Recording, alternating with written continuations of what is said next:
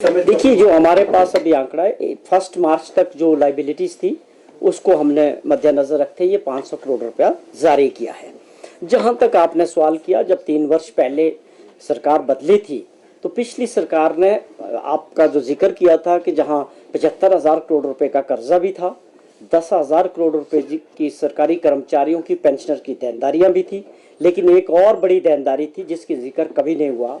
वो ये था कि जो कॉन्ट्रैक्टर्स थे हर विभाग में, वो बड़ी हजारों करोड़ रुपए की देनदारियां पिछली सरकार छोड़ के गई थी, वो भी हमारी सरकार ने कंटिन्यूटी में पूरी की है। लगातार जो परिस्थितियां थी, आर्थिक परिस्थितियां, उसके बाद चैलेंजेस के बावजूद वो पिछली सरकार की हजारों करोड़ रुपए की जो वर्क्स थे उनकी जो देनदारियां छोड़ के गई थी और खजाना खाली था वो भी पूरी की है। तो आज का जो ये 500 करोड़ रुपया ये जो एलओसी जारी किया है, इससे जो है 1 मार्च तक की देनदारियां जो कॉन्ट्रैक्टर्स की है, पेमेंट्स है, वो क्लियर हो। तो भाजपा का आरोप है कि हिमाचल प्रदेश में कानून व्यवस्था पूरी तरह से चल रही है, अपराधियों के हौसले जो बुलंद हो गए। नहीं, देखिए, भाजपा 3.25 साल की सरकार कांग्रेस पार्टी की हो चुकी है, माननीय सुखविंदर सिंह सुक्खू जी की अध्यक्षता में। आप सभी इस चीज के गवाह, प्रदेशवासी, कि हमारी सरकार पे कोई गंभीर आरोप 3 सालों में किसी तरह का किसी भी नहीं लगा है। भाजपा मुद्दाहीन है, इसमें कोई दो राय नहीं है। वो इस तरह की बात करके स्लोगन की तरह करती है कि लॉ एंड ऑर्डर खराब हो गया। मैं ये बार बार जिक्र करता हूँ, हिमाचल प्रदेश हिंदुस्तान का एक ऐसा शांतिपूर्वक राज्य है जहाँ सबसे ज्यादा पीस है और लोग इसको एक मॉडल स्टेट मानते हैं। उसका कारण हिमाचल प्रदेश की जनता है, 75 लाख लोग, उनका रहन सहन, उनकी सोच।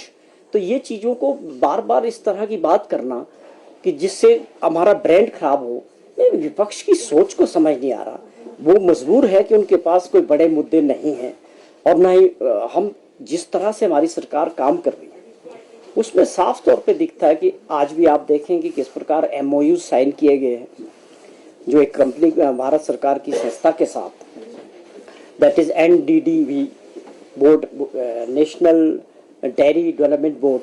तो उसके चेयरमैन आए थे माननीय मुख्यमंत्री जी ने। उसका क्या मकसद है?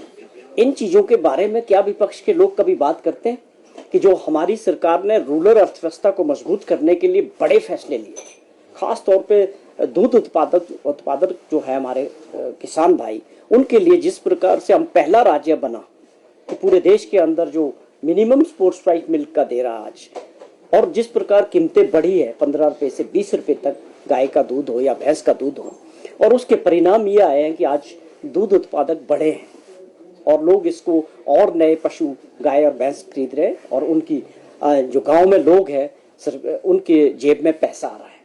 तो सोच सरकार की रूरल अर्थव्यवस्था को मजबूत करने की थी।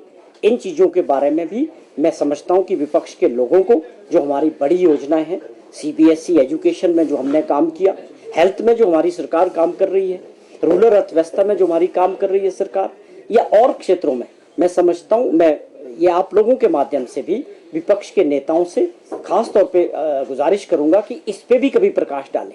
क्या आप लोगों को ये योजनाएं, ये सरकार के फैसले पसंद आते हैं तो बोलना चाहिए कि अच्छे हैं, अगर पसंद नहीं आ रहे तो बोलना चाहिए कि गलत है, और नहीं है कोई सुझाव की संभावना है तो सुझाव देने चाहिए।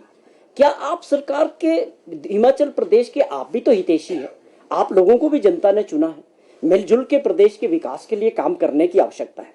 आप इस मानसिकता से ऊपर उठें कि हम विपक्ष के लोग हैं, सरकार के हर फैसले का विरोध करना है। अब इस तरह की राजनीति से प्रदेश का हित होने वाला नहीं है। नई जनरेशन है, पढ़े लिखे बच्चे हैं, हम एक ऐसा राज्य है जो केरला के बाद साक्षरता में बहुत ऊपर है। लोग समझते हैं कि आप क्या कर रहे हैं। मैंने जो चीजें कही है, मैं ये आप लोगों के माध्यम से फिर से एक बार रिक्वेस्ट करता हूं कि हमारी बड़ी योजनाओं के बारे में विपक्ष के नेता अपने विचार जरूर रखें। एलपीजी को लेकर क्योंकि गोयल मोटर्स नेटवर्क की सोलन और शिमला स्थित नेक्सा शोरूम में पाई इंडिया की सबसे पसंदीदा गाड़ियों पर खास ऑफर। इग्निस, बिलेनो, फ्रॉन्स, जिम्नी और ग्रैंड विटारा जैसी शानदार गाड़ियों को खरीदने का साल का सबसे बेहतर वक्त। नेक्सा का खास ब्लैक एडिशन उपलब्ध है। सभी तरह की गाड़ियों से एक्सचेंज और अपग्रेड ऑफर भी। तो देर किस बात की, आज ही सोलन या शिमला में गोयल मोटर्स के नेक्सा शोरूम में पधारे और पाए कार खरीदारी का एक कभी ना भूलने वाला सुखद अनुभव।